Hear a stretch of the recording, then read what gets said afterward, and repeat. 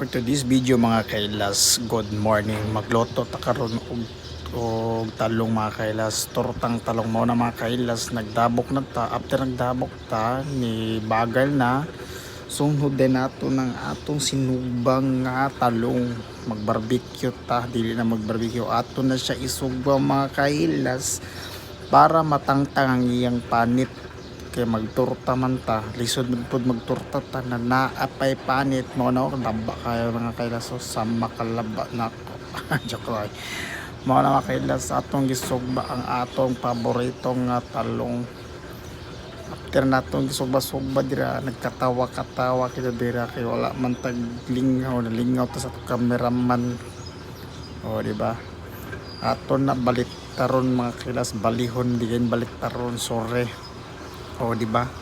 Brown ng talong. O di ba, nakarelate ka brown. O aton na baliktaron na pod balihon. O di ba? Nindot king atong baga kay tugas na mga kailas, kay hilas ba yata. O di ba? Ni brown nga ni itom na good. After natong gisugban naton kay ni dili naman init mga kailas, aton nagipanita ng aton talong, pero medyo init pa magina kay gwanta ta kay hangol ba ta kay gusto na ta mukaon og talong. Di ba, nakarelate ka, gusto ka na mukaon og talong.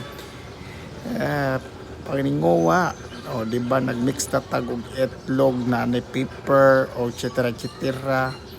Itlog, flour. After mga kailas, ato na i-coating as social kay ba coating. O di ba? Nanay secret ingredients na mga kailas. O di ba? After na nagpainit tag mantika, gilunod din nato no pa nato na videohan. Lunod na to duwa. Sana all duwa ka buok may partner na siya mga kailas, pero ikaw naglantaw ka pa partner. O di ba? O gisawsaw naton sang aton itlog nga naa siya puan. O gilunod nato ng aton talong, balihon nato kay medyo brown na pod, relate na pod siya. Brown na pod, relate na pod siya. Paninguha para mukan sa imong laki. O di ba? Mao tong akong video mga kailas for today. Mga untam karon mga kailas. Daghang salamat.